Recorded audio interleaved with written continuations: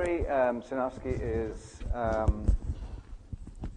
well, he's director of the Computational Neurobiology Lab at Salk. He's an HHMI investigator. He runs the Institute for Neural Computation at UCSD. Several other things. Was elected, and you may congratulate him, to the Institute of Medicine just a couple of days ago. So congratulations on that, Terry. Thank you. And has been pioneering in this field, decision-making, neuroeconomics, for some time now, and is going to give us a quick link here between this Paul's talk, and then we'll go to Phil Zimbardo to finish off this session. So thanks to Roger and all the speakers. So this is a session on your brain on money, and many of us know people who see the world through rose-colored glasses, but what I want to convince you here, and I'm going to give you just one real piece of evidence for it, but there's an enormous amount of evidence that is really piling up, so that it's something that is very, very solid, is the fact that actually we all have green-colored glasses, which, as you know, is the color of money. So Rama, in his talk yesterday, alluded to a book chapter that we published together with Pat Churchland back in 1994. And in this book chapter, which was entitled A Critique of Pure Vision, after Kant's book on A Critique of Pure Reason, we assembled all of the evidence to ask the question of whether or not the assumptions that are made by vision researchers, and not just in biological vision, but in computer vision, whether or not those assumptions are reasonable ones. Now, here's a quote from a review paper by Alamonis and Rosenfeld, who are two researchers in computer vision, but it really does capture a fundamental assumption that almost all vision workers make when they either record from neurons in the brain or do psychophysical experiments or make a machine vision system. And this has to do with what is the ultimate goal of vision? I mean, why do we have it? Regarding the central goal of vision as scene recovery makes sense if we are able to create, using vision, an accurate representation, internal model of the three-dimensional world and its properties, objects, where they're located. Then using this information, we can perform any visual task. And so indeed, it has been the goal in computer vision to take an image of a scene, to segment out the objects, locate them in 3 dimensions, and do that vertically so that one can actually measure how far away they are so you can reach to them, so that you can identify what the objects are. And that's a non-trivial problem. In fact, it hasn't yet been solved. And we do it instantaneously. We take it for granted. It seems really easy for us. It's not. That's an incredibly difficult computational problem. Now, the conceptual idea here in AI is that you have a module for vision. And this module for vision, once it's accomplished the task of reconstructing the scene, passes on all that information to the planning system. The planning system now can measure distances and times and so forth for things that are moving, and it passes that information to another module, the motor system. And the motor system now computes the muscle contractions or the motor actuators that you need to reach for an object. So that's kind of the, I would say, you know, in fact, not just the traditional view, but the current view of probably 95% of everybody working in the field. Now, what we tried to do was to assemble all the anatomical, physiological, psychophysical, behavioral evidence to see whether or not this is actually something the brain might be doing. I'm going to give you just one little piece of evidence to indicate how far away the brain may be from this goal. And this is called change blindness. So here's a scene, and presumably there's a vision module in your brain that is taking this in, and it's very clear what's out there. You can recognize it instantaneously, right? I mean, what is it that you see here? You see an airplane, you see a bunch of troops. I mean, you can actually make a story out of this. What I'm going to do is to blink this image, and I'm going to replace it with another image, which is the same as the original image, but one change has been made somewhere in the image. And what I want you to do is once you've seen the change, put your hand up. And we're going to see how long it takes members of the audience to recognize this change. And some people are going to be very fast, some people are going to be very slow. This is an intelligence test.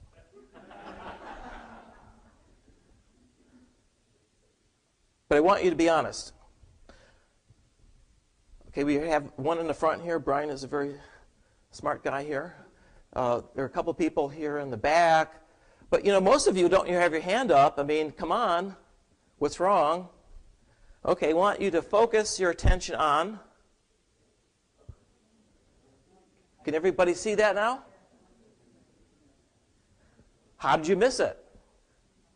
Well, if your visual system is reconstructing the entire visual scene veridically, then it should be trivial. But in fact, unless you're paying attention to something, you actually don't make a full representation, internal representation of it. Apparently, the visual system only makes partial reconstructions. And it's just an illusion that the world looks completely filled in. We know that the foveal region that you're actually using for reconstructing in high resolution is only a small part, a few degrees of the visual scene. So depending on where you're looking at, you're only reconstructing a little piece of it. But because you can move your eyes around so quickly, it's possible to reconstruct the parts that are of interest to you, that are important for you at that moment for perhaps doing a task. So this immediately tells us that the visual system is in the business of doing something quite different. And what is that? Well, a lot of information that we have about vision comes from recording from single neurons in the visual system of the macaque monkey. And this is a diagram of the brain. This is the back of the brain. We're looking at the side. The back is on the right, and the prefrontal cortex here on the left. And you can see all these colored regions are all visual regions. Literally half of the brain of the monkey, including some of the prefrontal regions that aren't shown here, are visual. Vision is very important for us. Seeing is believing. And we know an enormous amount by recording originally by Hubel and Wiesel, who were the first back in 1962 to report the properties of single neurons in the primary visual cortex, which analyze very small parts of the visual field and responded to simple features like oriented bars and edges. And surrounding the primary visual cortex is another set of maps. This region here, V2, V3, V4, extrastriate cortex. But the area and that I'm going to be focusing on, and I'm going to give you just one piece of evidence now, as I said, for this new view of vision, which is taking really really changed at least the idea of what the goal of vision is for me, and that is a recording here from the parietal cortex. There's an area here called LIP, which has a visual input, so it has receptive fields, responds to visual inputs, but it also has responses when you move your eyes.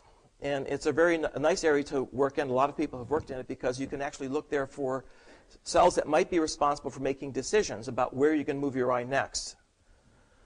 And there are other regions of the cortex down here that are important for recognizing objects. So this is the ventral part that is going to control movements.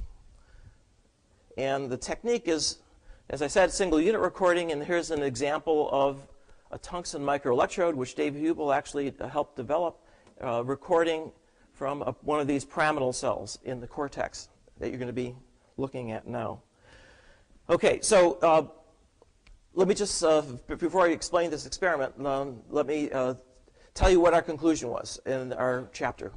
What we concluded after looking at change blindness, all the psychophysical, the anatomical, and all of the behavioral work, was that there's something very odd going on, because it looked as if many cells in the visual system were modulated by, in fact, other sensory systems and what you're actually doing. It didn't look as if it was a pure vision module. And at the end, what we concluded was that there has to be some way in which vision is working together with the motor system in a much more intimate way. And we suggested that some work that had been done in my lab by Reed Montague and Peter Dayan, which was a model of the bee brain, that goes around and forages in the world might be a better way of thinking about the problem of what vision is good for, namely identifying things that might be good to eat and representing them in such a way that it's accessible and easy for you to respond very rapidly when that opportunity affords itself. Okay, so now here's a key experiment, and Paul Glimcher, whose lab this work was done, is one of the leaders in neuroeconomics. In fact, I think he has one of the first textbooks out on neuroeconomics. Did the classic experiment that had been done for decades. Namely, you put a monkey in a chair, and the monkey fixates, and then one of two lights goes on, and the monkey's task is simply to look at the light that comes on. Okay, very simple task. That's been done, thousands and thousands of times. Now, the way you get a monkey to do that, you might ask, monkeys don't normally sort of sit there and do this for hours and hours. The way that the experimenter actually shapes the monkey is by giving the monkey a drop of juice whenever the monkey looks to the target, the correct target, and not if the monkey looks to the wrong target on any given trial. And it may take weeks or months, but monkeys can get very good at this, and they work at it because this is their job, right? And they're water deprived, so they get their daily water intake by basically doing this task. Now, for all these years and decades, nobody has ever thought to vary the amount of reward. It was always a drop of juice. And what Paul did here was to decide, let's make that the independent variable, right? The one we're going to change. For example, in one block, let's have a reward of 0.2 milliliters of juice if the monkey moves its eye to the right, and half of that if it's to the left. And then in the second block, we're going to reverse that. And the monkey knows this. The monkey has now gotten used to the idea that the amount of reward is variable, and it knows in block one that moving its eye to the right is going to give it more juice. Okay. So there was a very simple change. But look at the responses now as shown here on the bottom. This is a raster histogram. Each dot is a spike. There are about 20 trials here. And these are the two blocks. Red is the block when you move your eye to the right, and you get twice as much reward compared to block 2. Now, the key here to the experimental design is that everything is kept absolutely identical except for the reward. Namely, the visual input is exactly the same, so there's no change in the visual world. The motor response is exactly the same. The only difference is what the monkey is expecting, the expected reward. So let's look at, first of all, block 2. The monkey's moving its eye to the right. Here at time 0 is the visual response. Stimulus comes up. The firing rate of a single cell, now in LIP, parietal cortex, increases to 25 per second. And then after the fixation light goes off, the monkey moves its eye to the right, and this is the response now for the motor response, the correlate of the action. And that's averaged over many trials. Now let's look at block 1. This is the only thing we've changed is we've doubled the amount of reward for the very same action.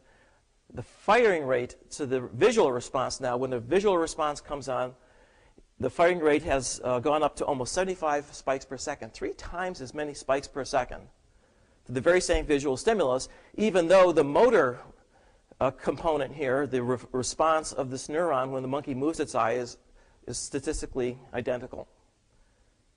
Now, implications of this are really quite remarkable, because what it's saying is that here we have a visual area of the brain that's supposed to represent veridically things in the world so that you can reach for them or move your eye to them.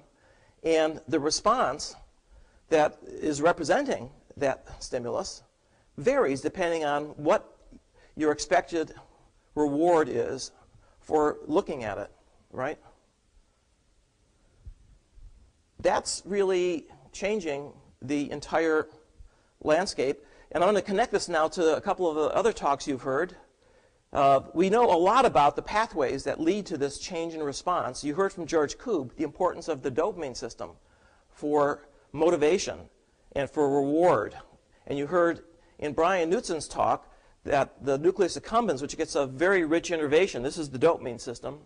And we see that the ventral tegmental area and the substantia nigra, two very important dopamine nuclei, project very diffusely throughout the entire basal ganglia, including the nucleus accumbens, the VTA to the nucleus accumbens in the ventral basal ganglia, and also the entire cortical mantle is innervated with these dopamine projections very broadly. So the entire brain practically is bathed in dopamine, and there's a lot of evidence now. In fact, it's the dopamine when these neurons are activated that provides the evidence or the input to these neurons that signal that this particular stimulus is going to provide you in the future with a reward.